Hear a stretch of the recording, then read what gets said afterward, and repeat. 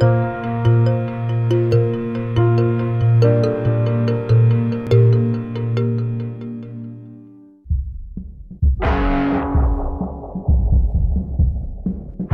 computer hacker group Anonymous is claiming tonight that it took down the website of the Federal Appeals Court in San Francisco this afternoon.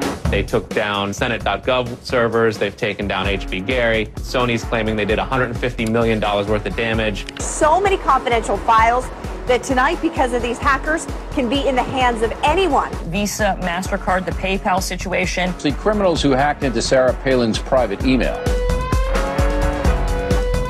The Church of Scientology says Anonymous is a cyber terrorist group of religious bigots. Anonymous and this other group called Lulz Sec. They seem to be wanting to prove a point. Anonymous kind of was like the big, strong, buff kid who had low self-esteem. And then all of a sudden punched somebody in the face and was like, holy shit, I'm really strong. And Anonymous calls itself the final boss of the internet. And sometimes it proves to be really fucking true. You are going to violate the freedoms of the internet, you certainly better watch the fuck out. They are kind of the rude boys of activism. There's a real rough edge to them, which I think also is one reason why they garner so much love and hate from people, too. They represent a certain sort of chaotic freedom. Individual, young, nameless, faceless folks are having geopolitical impact. I mean, it's both exhilarating to realize that and terrifying to realize that. It kind of depends on how that power is wielded. We are legion. We do not forget. Expect us.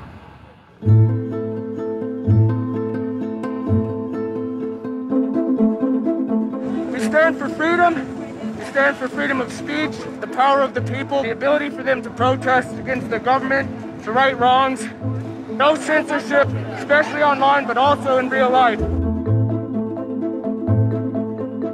We have members throughout society and all stratas of it worldwide. Yet we have no leadership. It's one voice. It's not individual voices. That's why we don't show our faces. That's why we don't give our names. We're speaking as one, and it's a collective. Good timing. I would love to live in a country where the government fears its citizens and not the other way around. But right now, plenty of anonymous actors are in hiding because of fear of reprisals by the government. I've been called many things. There's unpatriotic. That we're just a bunch of children sitting in our parents' basement. I got called a terrorist sympathizer. We've been called kids, we've been called cyberbullies, we've been called hooligans, and sometimes those words aren't entirely unfair, but this is a serious political movement. No one, in the general public really seems to get it. What they don't seem to get is that the ability for Anonymous to be everything and anything is its power. Anonymous is a series of relationships, hundreds and hundreds of people who are very active in it and who have varying skill sets and who have varying issues they want to advance and who are collaborating in different ways each day. They're a little bit like a prism or kaleidoscope. They've got many different facets and many different sides. Of course, when you spend enough time with them, you start to get a sort of feel or texture that's not just random, right? Yet it's very multifaceted, very rich, which does span from the quite lighthearted to the very, very serious. Bob Dylan had a line in a song just saying, to live outside the law, you must be honest. They might do something which isn't technically correct, maybe it's not legally correct, but they're doing it for purposes that in their minds at least are ethical. People who know what they're doing, who share an ethos, who have a commitment to exposing and humiliating the man, who have a very low tolerance of lies and what they perceive as evil on the part of overweening power structures. They share information, they share tools and techniques, and they are currently having a very good time. The hacker culture, as we know it, really sprang from one place. It was MIT, and it was specifically the people in the Model Railroad Club, the Tech Model Railroad Club. Hacking originated as humorous pranks. When the guys at MIT put a Volkswagen up on top of the dome of the building, and people woke up and saw the car up there in the morning, or they measured a bridge by the body lengths of somebody. I would say his name was Brian, and discovered the bridge over the Charles River was, 822 Brians. These are funny things. That's where hacking originated, and it migrated into engineering and computer communities. It's witty, it's pranks. I'm Chris Weisopel, former member of the Loft.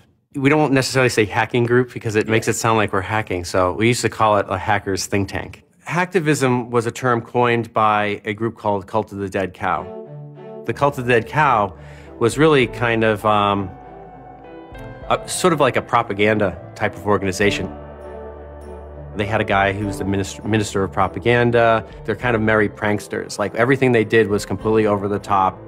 One of the guys there coined the term hacktivism because he saw what one of the things his group was doing, which he called hacktivism, was writing software that people in other countries could use to communicate securely, even if their government was spying on them. So the principle was really, it was freedom of expression. It was everyone should have access to the internet. Everyone should be able to communicate and get their message out on the internet. Even more important in countries where there was repressive regimes, that if you said something against the regime, they would come and take you away, and you weren't saying it anymore. Just like in traditional activism, it spans the full gamut from sit-ins or pickets to actually spiking trees and pouring sand in the engines of construction vehicles. I mean, there's real sabotage. The same thing does all fall under the hacktivism label. There is a spectrum. There's sometimes a strong anarchist flavor to it as well. It's resistance to authority and those who would impose groupthink and group behavior on people, which was rightly perceived to be a consequence of the digital revolution as it was used by people in power to do hacking on behalf of righteousness and to redress the grievances of the world. Lance lowered Don Quixote on his horse, nag though she was, flying at the windmills of modern life. Anonymous grew out of what's known as 4chan.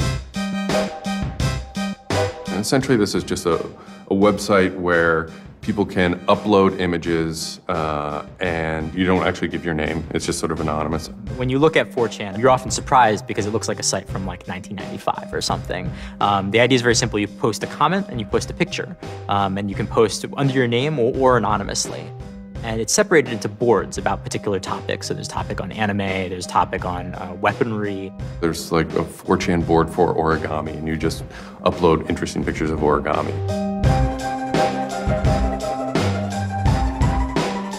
And then there was a group called the B board, which essentially was for like anything goes. The first time anybody goes on B, it's kind of an instant revulsion. Because there's never a time that you go on there where you don't see something horrible. That instantly puts off a lot of people. The idea is post something that can never be unseen. Half of the posts on B are there specifically to make people not want to come back to B. It's what you get when people are allowed to express themselves with absolutely no restrictions whatsoever. It's the kind of sum of human imagination, and people can get together and think together without any limits or parameters. It's the most vile, disgusting, and funny thing on the internet.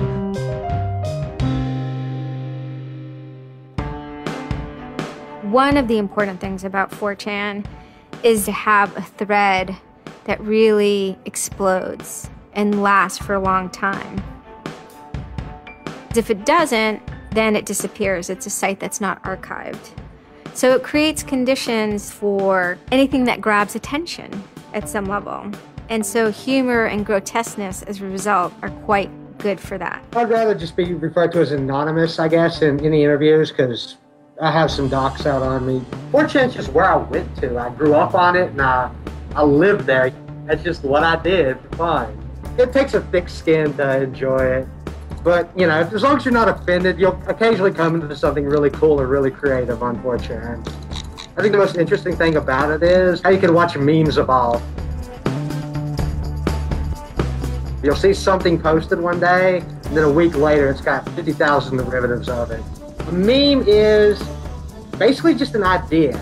It's kind of like a gene, but in the realm of the idea. A lot of the great internet memes that we all know and love, you know, lolcats, right? You know, little cats doing funny things, and then they have, you know, Icon has cheeseburger, right? All that stuff seems to start in this like petri dish that is 4chan keyboard.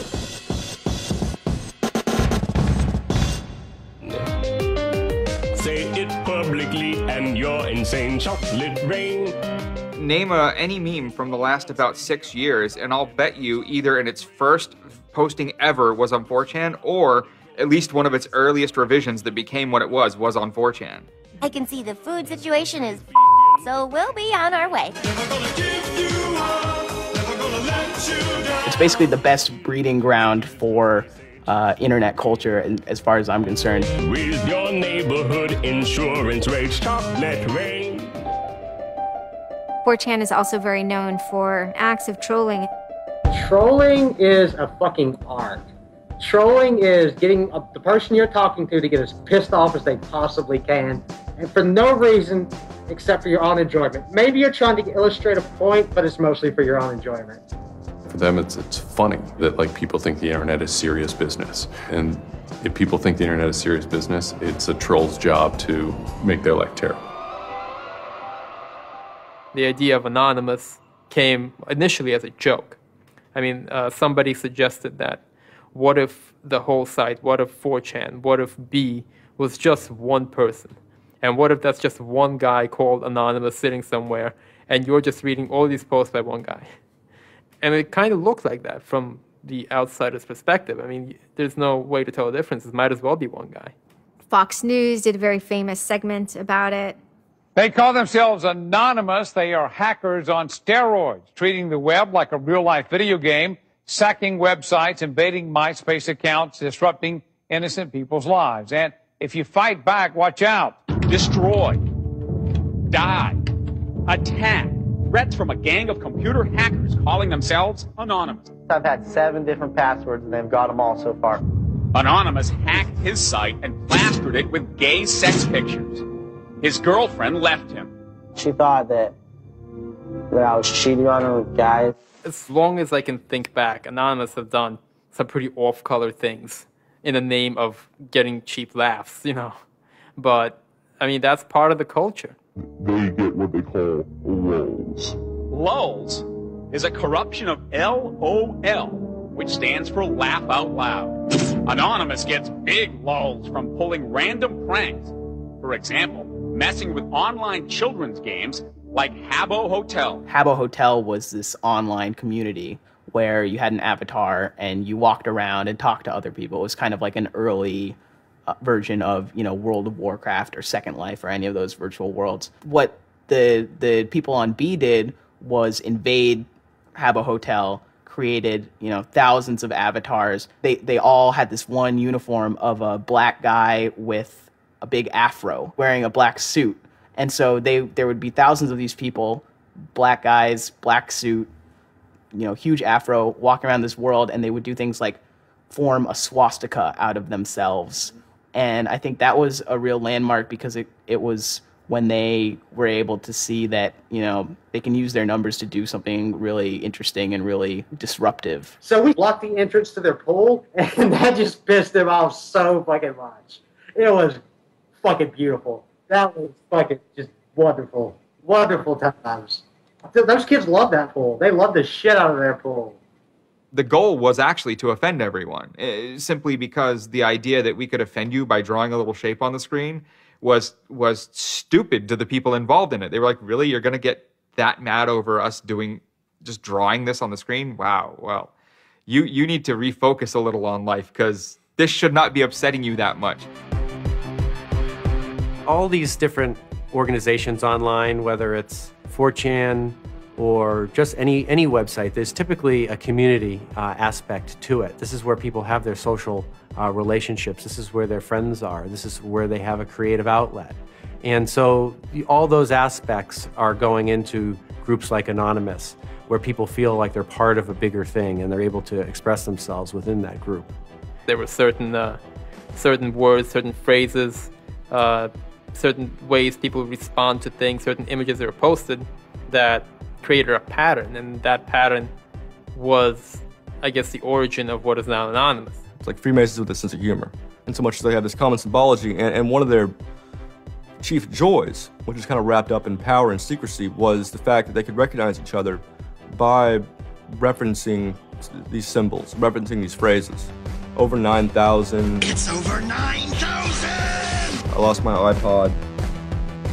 Mudkips, anything involving mudkips. So you have this weird sort of international culture developing with people, across the world, wherever they may be. In late 06 and, into early 07, there's a bit of a sea change where instead of just posting a bunch of content or randomly saying we're going to go over to some website and post a bunch of dirty comments against someone, it becomes a little more organized. Welcome to the Hal Turner Show. They went after a guy named Hal Turner. I am being discriminated against because I'm white. Hal Turner was a neo-Nazi who was, big online and had a podcast. I think that the 14th Amendment was not ratified properly, and I think, therefore, it is still okay to have Negroes as slaves in America. The first time I heard about Hal Turner is he was knocking somebody on 4chan. There's a million neo-Nazis out there.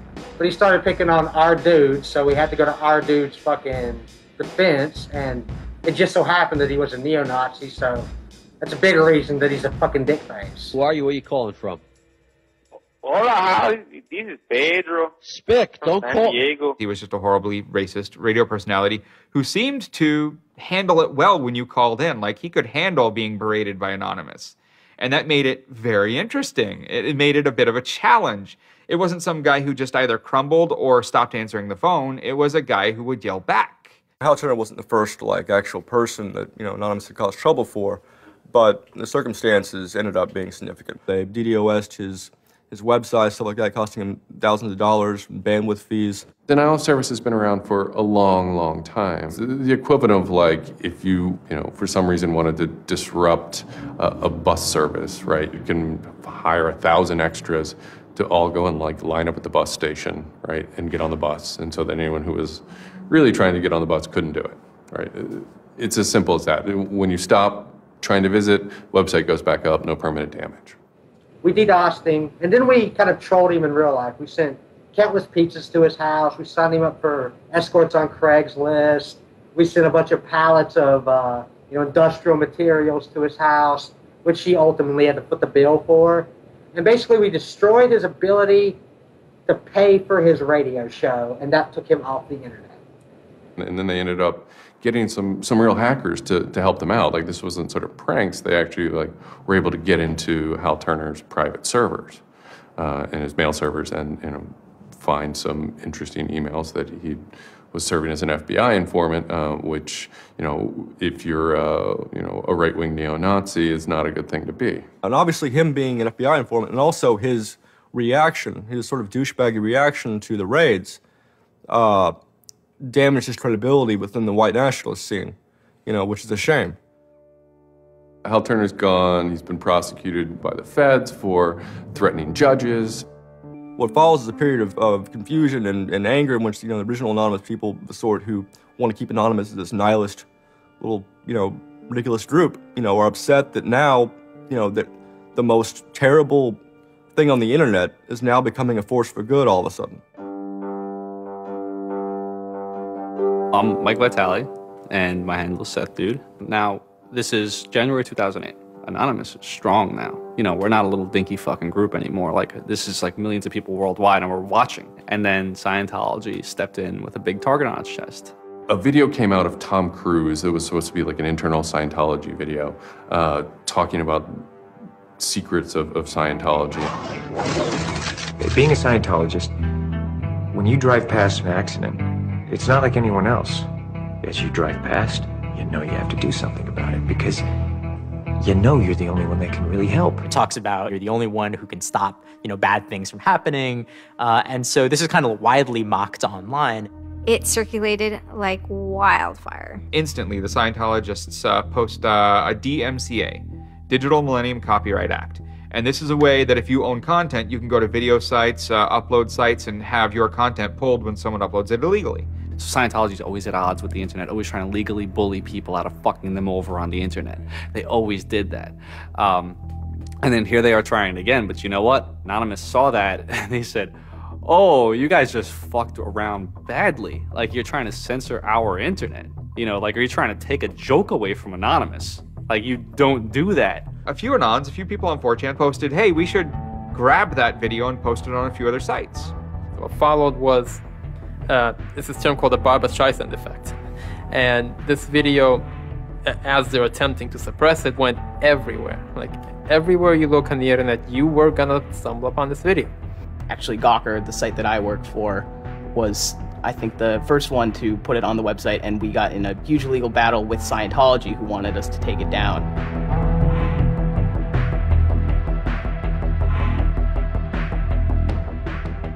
Scientology is an interesting target because in some ways it's the perfect inversion of what geeks and hackers value. At so many different levels: science fiction, intellectual property, discourses of freedom, science and technology. It's very proprietary, it's closed. And so in some ways, if you had something like a cultural inversion machine and you stuck geeks and hackers in there, you'd get something that looks a lot like Scientology. So it's quite offensive, and there's a real pleasure in attacking your perfect nemesis. And people who knew what Anonymous was to begin with were like, oh my God, Anonymous is gonna go to war with Scientology. This should be really interesting. Especially because it's two weird ass groups. I mean, I've been an Anon for a long fucking time. I know Anonymous is really strange. They're weird, and the stuff we like is weird, and it's really not mainstream at all. Now you have Scientology, also really weird. A lot of crazy shit goes down.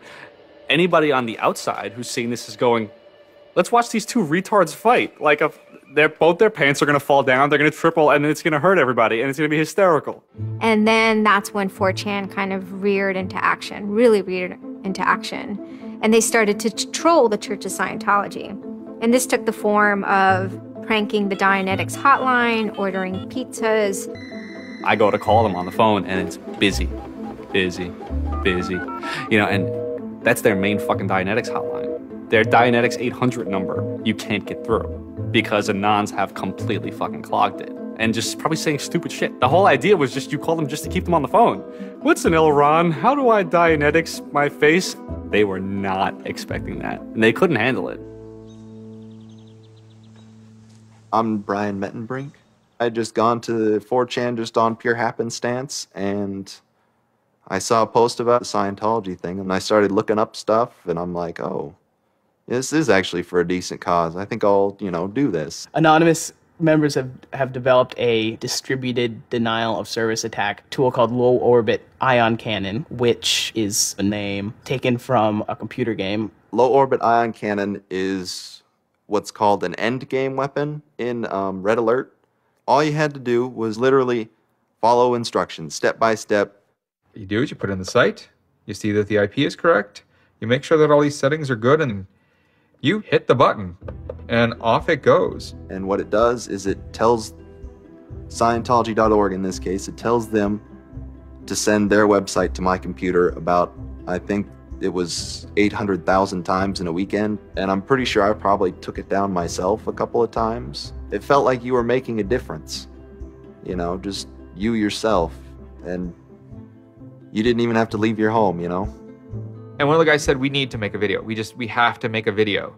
Hello, leaders of Scientology. We are Anonymous. When the video came out on January 21st, that was one of the first times that Anonymous, as a culture, started referring to itself as Anonymous as a movement. That video probably changed everything. We are Anonymous. We are Legion. We do not forgive. We do not forget. Expect us. It basically looked like if a computer was going to tell you that he was going to beat the shit out of you, this is what it would look like. That one video really galvanized that moment of innovation. That's exactly like with that video, internet activism, as it's known today, was born. And you just see this consensus forming that it's going to happen. So we made the code of conduct. Don't bring weapons. Dress accordingly. Cover your faces, because they will try and find out who you are and screw with your life. Rule number 17. Cover your face. This will prevent your identification from videos taken by hostiles. Scientology has a history of harassing, stalking, and just generally doing horrible things to its critics. So people needed a way to hide their identities. A lot of people had very legitimate fears. They don't want to be followed home. They don't want to be stalked. They don't want to put their families and themselves in danger. Everyone was going, well, we're going to wear a mask. What's the only fucking mask that we all already know or have a joke about? And it's the Guy Fawkes mask. You see the movie V for Vendetta, the ending scene where everyone's wearing the Guy Fawkes mask. That is very reminiscent of what Anonymous thinks Anonymous is.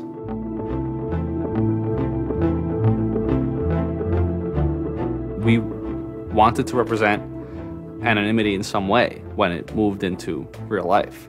I think that the Guy Fawkes mask was one of the most natural things to happen. It is the idea that none of us are as cruel as all of us. You have this massive crowd of people who are anonymous that is going to fight against a bigger thing and win. Even after watching the video, it's like, yeah, this is great, but who's actually gonna do it? Who's gonna step up? Are people actually gonna get out of their house? And I guess we were really affected by the stereotype of that whole community, they're being internet nerds, that too afraid to leave their mom's basements. No one thought that they were gonna come out. This is me on the way there. I haven't slept. I'm very fucking tired. And I remember going to the park that day, and it's really fucking early in the morning, which I thought was a bad idea. And I'm smoking a cigarette, and I'm looking around like, where the fuck is everybody? There's nobody here. So here I am, sitting in Bryant Park, waiting for the other announcers to show up. I remember thinking like, oh fuck, like, am I gonna be the only one in the park? Am I gonna walk to Scientology with fucking 6 or 7 people? Which totally defeats the entire purpose of this, because now they could single me out, you know? Then I get up and I start walking around, and I see there's a lot of green balloons over there for some reason. On the other side of the park, there was like fucking 200 people. There was Guy Fawkes masks everywhere, and I'm like, holy shit, this is huge. There's a fucking lot of us. That's pretty good. I had no idea how many Anons there were until we started moving. And it just fucking got bigger. I remember walking through Times Square, and everybody in Times Square was an Anon. Like, and you know, this is like a fucking 1,000-person per like fucking minute foot traffic area. And everywhere I'm looking, I'm seeing fucking Anon symbols. It was fucking wild. It was really wild. This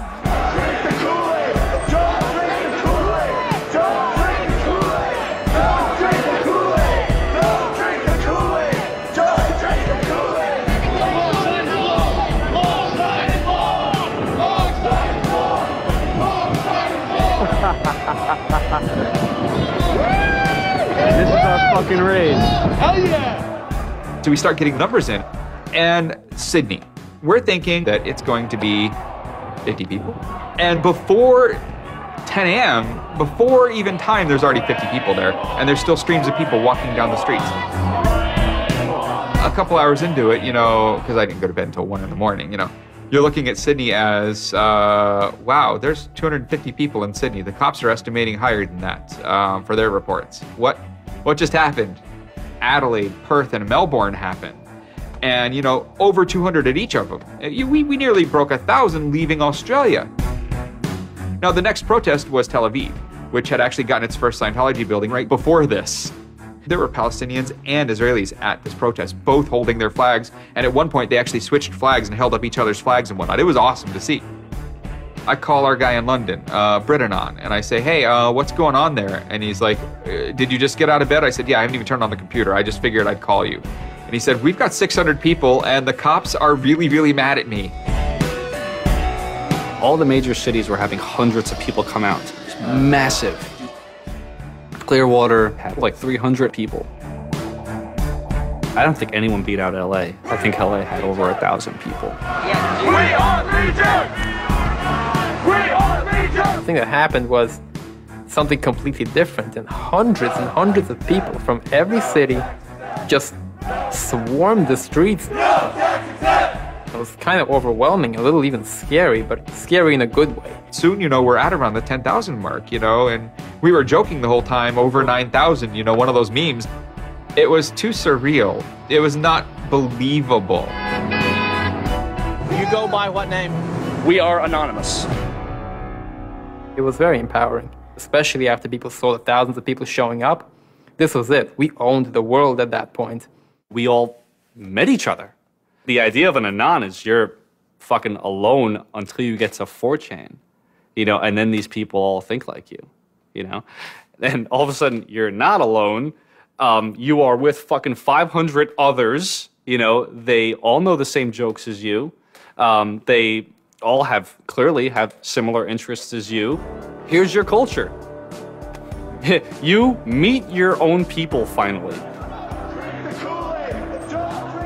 It's perhaps a little surprising.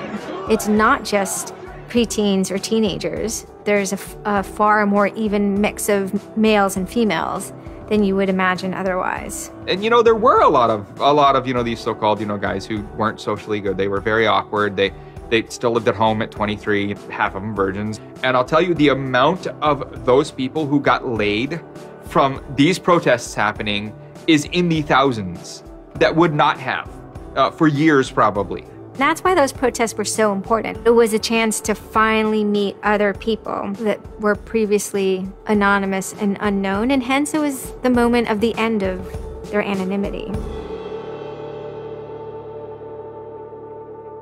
Scientology, they kind of fought back, so to speak. They posted stuff online. While claiming they are peaceful, in less than 3 weeks, anonymous members made or encouraged 8,139 harassing or threatening phone calls, 3.6 million malicious emails, 141 million hits against church websites, 10 acts of vandalism, 22 bomb threats, and 8 death threats against members and officials of the Church of Scientology. They wanted to find me. They did. They hired PIs. They started taking pictures of us, threatening to sue us. I did the whole low orbit ion cannon stuff, and then I pretty much just went about my life after that for, I think it's 6 months, and then the FBI showed up here at my parents' house. 2 men got out of the car and took Flashed took their jackets off and laid their guns on the front seat and came up to ask us if Brian was home and explained that they were the FBI and they were looking for Brian, and I've never been so scared. I did the second most damage is what Scientology said. I sent the second most out of everybody. So I got the maximum for my category, which was 1 year in prison and 1 year supervised release. I think, you know, the way I feel is for what I did was one of the most, like, lopsided punishments I've ever, like, read about or heard of. Yeah, I think it's ridiculous, especially the year supervised release where I can't touch a computer for a year. I'm not sure what that's supposed to solve, except make my life difficult. So that computer behind me back there, I could go back to prison if I went over and touched it. I'm very proud of what he did. He stood up for what he believed in. I never would even dream of hurting anybody, you know.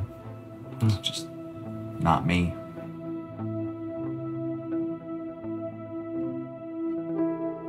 Prior to Anonymous, critics of the church still had to be very, very careful because of the aggressive lawsuits that were launched against academics, journalists, and other critics. I would say that era is over. And Anonymous, more than any other sort of intervention, is probably responsible for that change. This actually caused a decent rift in Anonymous. There was one big group, significant group of people who would say, this Chanology stuff, it's cancer, it's awful, it's bad, it's just bringing attention to us that we don't want. One Anon said it well once. There is no leader. Their ops have momentary leaders, de facto leaders.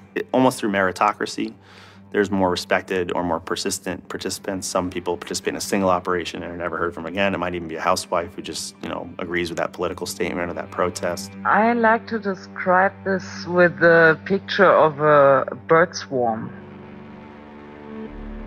Everybody's flying very, very quiet. Suddenly, one bird flies into the other direction and the mass fly into the same direction, following that person. It's totally okay to say, I'm sorry, I don't take part. When chronology was running full force, it was like a kid stretching for the first time and actually seeing the real power. If you had asked me all throughout 2008 and most of 2009, is the politics of Anonymous always going to be sutured and hinged to the Church of Scientology? I would have said yes. And it became unsutured, unhinged, when a different political wing was born in 2010.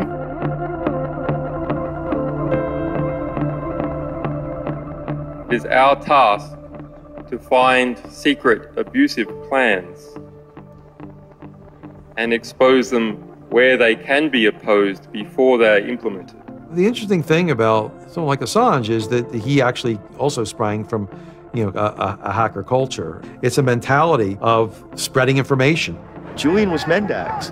He was the greatest hacker that ever walked the face of the earth when I was a kid. I mean, they rumored he could move satellites around in space by hacking into NASA. Maybe it never happened, but it was a myth that kept young kids like me wanting to plug a computer into a modem and see if I can move some satellites around. WikiLeaks is an instantiation of the hacker ethos. Truth wants to be free, and we want to liberate it.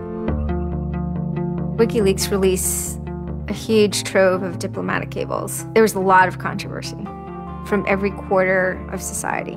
The WikiLeaks website released nearly 400,000 secret U.S. files on the Iraq War late today. It was the largest leak of classified U.S. files in history. There was one particular moment that really sparked the fire, and this was when PayPal, MasterCard, and Amazon pulled services for WikiLeaks.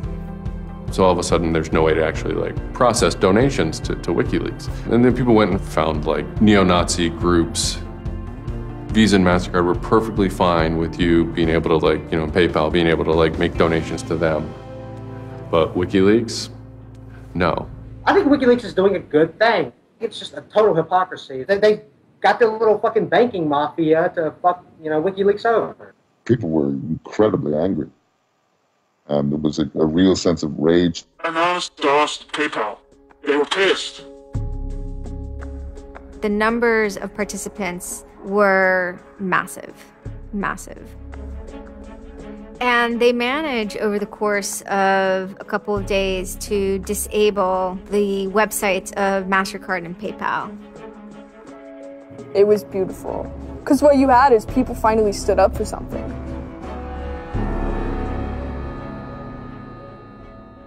My name's Pete Fine. You can call me an internaut or a hacktivist. Telecomics is an ad hoc cluster of volunteer net activists who have spent much of the last year trying to keep the internet running in the Middle East. In kind of the lead up to the Egyptian revolution, we would tweet on people's behalf. We would get people from Egypt who were unable to access Twitter on their own on our IRC network, and we would take reports from them and tweet them out using our account to kind of help them get the word out about what they were experiencing. Some of this shit is personal. And one of the things about the movement as a whole, when Egypt rolled around, is that Egypt broke us emotionally. Watching in real time with live feeds that we helped set up, Egyptians get massacred with machine guns. It was different, and I have never in cyber activism wept before. It's never bothered me like that. It's never been able to touch me the way Egypt touched me. And then January 27th, January 28th rolls around, and the Egyptian government starts shutting down the internet. I mean, just for the whole country. The whole country. There's this fantastic traffic graph that you can see the traffic coming out of Egypt, and it looks like, like this, and it goes like that. Just totally stops. And we were just shocked. I mean, we were just like, what the fuck? Like, what the fuck? To think that a country would completely cut itself off as much as it was able to from the outside world was pretty unthinkable. We know bad things go on in the dark places. That's the kind of thing that could start riots. I think when Mubarak did what he did, I think it really upset people here as well as in the Middle East. I put myself in their place, and I found myself in a desert of nothingness because he just wiped out everything that my world incorporated. That just showed me and everybody else that the same thing can happen at any time, at anywhere, in any government. Anonymous and the people on the internet stood up and said, go fuck yourself. You want to shut down their internet? Fine. The people on the internet will show them how to turn it back on. A lot of my friends helped with encryption, helped people on the ground in those countries validate SSL keys and certificates, and really showed them how to subvert their government and become free. And then Telecomics started to tweet connections to the internet, dial-up connections. In Egypt, the care package we put together included some kind of our comms information, the ham radio and dial modem details. In total, we helped coordinate and run about 500 dial-up modem lines. We also Googled up treatments for tear gas and other kind of basic medical treatment and found folks who could translate that into Arabic. Sort of put this together in a nice one-page PDF and fax, and off it goes. President Hosni Mubarak has decided to step down from the office of President of the Republic.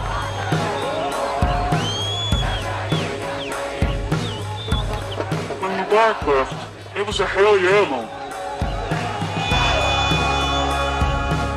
People can rise up. People can make a change. And I think for a lot of people in America, it was the first time they had seen people rise up and take down their government and say, we're sick of this shit. We're sick of the oppression. We're sick of living as slaves to your power. We had Egyptians come thank us as we're doing this stuff, and I said to them, like, look, you guys just get our back if stuff goes down here. It's a revolution that was facilitated by the internet, by Facebook and by Twitter. Not caused by it. I mean, 50 years of dictatorship has caused the Arab Spring. But the internet has certainly been helping. Although it was awesome and it was one part we were fighting for me it was quite clear that it's not the end of the story. That it's not suddenly changing into rainbows and 9 cats or whatever, but that we now have to watch even more. Suddenly on February 5th, Financial Times article comes out that we all see. It's quoting this guy named Aaron Barr, who's the CEO of HP Gary Federal, which is an intelligence contractor. And Aaron Barr is telling this Financial Times journalist, Joseph Min, that he's been secretly monitoring the Anon Ops server where all this is going on, and has done so for several weeks, and using his own custom brand of information operations techniques, has managed to identify the alleged leadership of Anonymous, including 25, quote, lieutenants, unquote, some sort. We have to see this document. Everyone wants to know. We don't need to destroy him. We don't need to destroy his company. So they get it. It was unbelievably easy to get into that network. Now, to put that in hacker terms, Anonymous is a hornet's nest. And Barr said, I'm going to stick my penis in that thing. The HP Gary hack brought about 70,000 emails. Probably the most important ones had to do with a proposal that HP Gary had already formulated. It was packaged up as a nice PowerPoint presentation. Kind of act as privatized agent provocateurs, where they were going to discredit WikiLeaks. HP Gary was proposing submitting fake documents to WikiLeaks, and then when discovered as fake, the error could be called out and it would discredit WikiLeaks. Right. So there's a lot of like specifics that I can't talk about. So let me try to answer that though in a general sense. Well, first of all, it's probably no surprise to anybody. I'm not a big fan of WikiLeaks. I think that the broad purpose of trying to get as much information, proprietary or classified information for the government, expose that, is an extremely destructive and dangerous purpose. The proposals involve conducting information war on WikiLeaks and its supporters, creating dissension within WikiLeaks, DDoS attacks. You also wanted to launch cyber attacks on WikiLeaks infrastructure to get information on document submitters. One thing I guess I want to make sure is clear is, you know, none of those activities had actually occurred. You know, in business, there's, you know, when you start proposing or thinking about an idea, there's a brainstorming phase. And somebody says, well, what if, you know, what could we do? What's theoretically possible? Well, still, this was an idea. This was proposed. This was something that you thought about. Right. They also wanted to go on a campaign kind of targeting Glenn Greenwald, who's a reporter for Salon, who's an outspoken kind of critic of the government and supporter of WikiLeaks. It seems like you're trying to attack a journalist here. Yeah, and I don't want to talk too much more about Glenn Greenwald, but other than, you know, what I previously said is, you know, there was never an intent to attack journalists, not on my part. You know, nor I guess I should say I should generalize that and to say that, you know, I would never just outwardly attack a journalist, other than if I felt that there was a journalist in my mind that was acting unethically. That, you know, that's a fair game for having a public discussion about. They were walking a very fine ethical line at points, and in many cases, the mass opinion is, no, they stepped well past it. I will not support broad theft of information released to the public, because that's nothing but destructive. If somebody has information that's been stolen from them, and you know, whether or not, you know, WikiLeaks encouraged the theft of that, or whether or not it was just put in their lap, still they're threatening to release the information that is the private property of another organization. So your choices are to just allow that to happen, or to try to stop it. How offensive is too offensive? You know, we've certainly seen a lot of strategy coming out of governments across the world now saying, you know, publicly admitting that they need to develop better offensive strategies in cybersecurity, because defense as a whole, it isn't enough. It never is enough. In the court of public opinion, that took H.B. Gary quickly from being a perceived victim to being a perceived villain themselves. It was becoming harder and harder to distinguish the good guys from the bad guys. And then, kind of seemingly out of the blue, there was something by the name Lulzsec that sailed into the seas. Lulzsec, it's sort of a group, mostly from Anonymous, who, large part of the same people who hacked H.B. Gary. And they decided to form this little group and just carry on operations sort of outside of the purview of Anonymous for a while. They hacked whatever they wanted, they released whatever they wanted. It's almost like they had no rules. They just said, this is what we're going to do. We're going to stir up the cart. We're going to make some trouble. We're going to make some waves. And they did. The majority of time, the majority of Anons are not doing anything particularly illegal. When they are, a huge number of them try to do that in a very specific political context. For those people, what Lulzsec was doing, they were funny, but they were attacking random targets. They were breaking the quasi-rules by attacking media.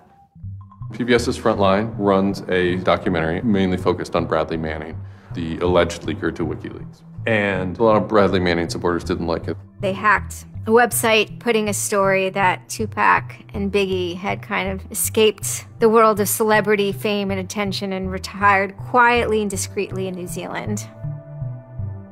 Lulzsec, when they attacked PBS, you know, that gave me the creeps, you know. As a journalist, I'm not too thrilled with the idea of someone judging that we don't like you to write that. We don't like your reporting, so we're going to shut down your website. I'm uncomfortable with that. It could be me, and I could be writing something about a group that they didn't like, and I'm happy to sit and talk with them about it, but you know, don't shut my website down. This is obviously about freedom of speech, so attacking the press would be would sort of be a bit of a contradiction. So people always said, well, we shouldn't do that. And obviously LulzSec had a completely different agenda, so they had no problem doing it. Hacktivism started to become sort of, I would say, almost more nasty, using, you know, sort of more no-holds-barred kind of attacks, sort of more vicious attacks. They sort of saw themselves as going out there, breaking into like anything, everything, governments, corporations, police departments, largely for the same reasons Anonymous would. They went after Arizona for immigration policy, 50-day run, causing mayhem, havoc, and then ended it. The computer hacking group Lulz Security has announced it's disbanding, saying it had achieved its mission to disrupt government and corporate organizations for fun. I call this whole thing the rise of the chaotic actor. And chaotic could be chaotic good, neutral, or evil. You know, if you go back to the old Dungeons and Dragons charts. And some people see Anon-Ops initially, let's stick with Anonymous, as chaotic good. They saw Operation Payback, or they saw attacking Scientology, and they say that's good. It's like Robin Hood, right? Chaotic good. Outside the system, but doing something good. Other people saw Anon as chaotic evil, like the Joker. They just want to see the world burn and doing potentially irreparable damage. And the truth is, yes, it's the entire column of chaotic. I'm actually a little less concerned about some of the things LulzSec's done and more concerned about the next generation of LulzSec, the next turn of the crank of who takes it further or is more aggressive. Whoever fights monsters, you know, should see to it they don't themselves become one. Really, as powerful as they seem to be, LulzSec and Anonymous are really small potatoes compared to the bigger operations that are going on that we don't hear about, maybe operations funded by government. 16 people were arrested today, but dozens of FBI agents targeted alleged members of the loose-knit hacking group. Armed with search warrants, agents hit 6 homes in New York, along with locations across the country. The people arrested yesterday were suspected of attacking PayPal's website after the company shut off payments to WikiLeaks. Defenders of the hackers say they're merely engaged in civil protest, but FBI officials worry the disruptive cyber attacks could move in a more dangerous direction. So the FBI shows up at 6 in the morning, and it was really obnoxious. And I remember being frustrated and angry because there was nothing that I had done that would have justified an FBI search warrant. They came and guns blazing and all this other good stuff, busted down the door. I immediately just dropped down on the floor, 180, didn't want nothing. I wasn't trying to fight nobody. Even if you accept what the government is saying is true, what is important is that people are participating in the process. It is very much the process. It is sitting in an encounter in Selma, Alabama. 500 Freedom Riders refusing to allow people to go and sit in at a segregated lunch counter. They write books about that stuff. It is demonstrating at a street corner saying no to a war. It's just a different, it's just a different vehicle. It's the same result. There's always going to be legal consequence when you decide to break the law. That comes with the territory. And it would be naive not to expect that. The question is whether the punishment will be proportional to the crime. And I suspect it might not be. People will be watching very closely to see how these cases proceed, on what grounds, and whether there's any room during the trials to think, especially of the denial of service attacks, as a legitimate form of protest. So much of our lives are now configured, at least in part, on the internet. So we better start thinking about how we claim parts of the internet as spaces that we can also protest in. There is a certain online culture that believes in certain values, like freedom of expression. They're against corruption. They're against governments controlling their citizens. And when they see those values harmed in some way by some organization, the hacktivists strike back. I don't think this whole issue is a technical hacking thing. This is more about human philosophy and psychology. What's motivating us? Why is there so much unrest or disenfranchisement or anger that would lead people to want to take matters in their own hands and join these? Whether you think it's bad or not is irrelevant. It's not going away. The part of me that likes the ability to have rapid destabilization and change loves this. The part that knows how powerful it is means it's a force multiplier for good or for evil. And how that power is wielded and how we want to self-regulate is going to be the most deciding factor in if this is a menace or a benefit. I certainly don't think most of the conversations in law enforcement or the government are informed enough to know how to deal with this. I suppose the question you really want to ask is, would I do it again? And honestly, after thinking about it, I felt that I did what was right. I had a belief, I still do, that what I did was the right thing, and hopefully someone got some good out of it. You know, I'd love to think that maybe I stopped someone from joining a cult, you know. Probably wouldn't tell on myself next time, but, you know, I don't think I would have changed a single thing other than the whole talking to the FBI thing. Just that little Yeah, just the little detail that kind of changed everything, yeah. I'm angry. Occasionally I have small breakdown moments of terror, but I haven't stopped believing what I believed. I haven't stopped wanting to fight. I haven't stopped caring. Show me what democracy looks like! Show me what democracy looks like! There's a lot of people in Anonymous who feel very deeply and very sincerely about their contribution towards democracy around the world. And I think that's one of the main things that I'm most proud of about Anonymous. There are things that I'm not proud of about Anonymous, but we stand against censorship and we stand against oppressive governments, even our own. It's a very noble thing. And history teaches us that change simply doesn't come with flowers. It doesn't work. No? If they say I'm a criminal, damn, well, then I will be one. I don't care if you're a Democrat or a Republican or an independent, or if you like Ron Paul, or if you worship pigeons or Scientology, or if you're Catholic or atheist or Methodist. I don't care about that. Your opinion matters. I don't care if I disagree with it. I don't care if I hate your guts. Your opinion matters.